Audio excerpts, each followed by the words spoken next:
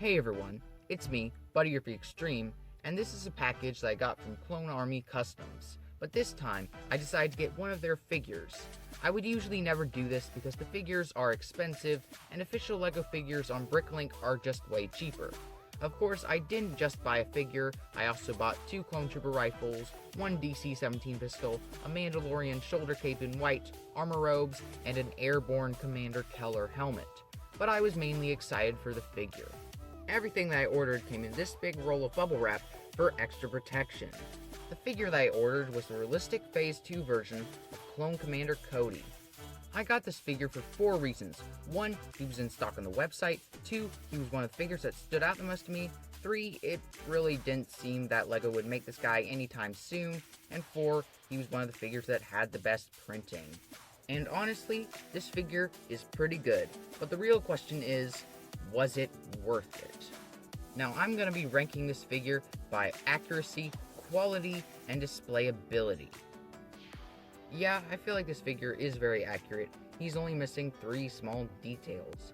The antenna on his left shoulder pad, all the battle damage on his armor, and, well, the commander jetpack that he had, but then again, I didn't bother including that with him. I mean, I could have included that with him if I had wanted to, but I guess I just didn't think about it. But I personally feel like these little details aren't necessarily important, and I still would say that this figure gets an 8 for accuracy. Now with this figure, CAC definitely nailed the printing. Using wraparound printing, they made sure that most of the noticeable parts on this figure had printing. Even the back of the legs have printing, so that's very nice. However, if you want to keep this figure in good condition, I'd recommend using it mostly for mock building and army building. I mean, of course, there was also this little problem with the sun visor that I had, but whatever. So this figure gets a 7 for quality.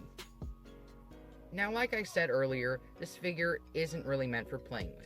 With the expensive printing that it has, it's really mainly meant for display purposes.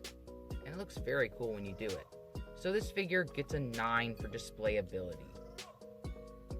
And when you put all the rankings together, this figure gets 24 out of 30, which is pretty good. I mean, sure, the sun visor is pretty loose, and I mean, it did cost like $34.50.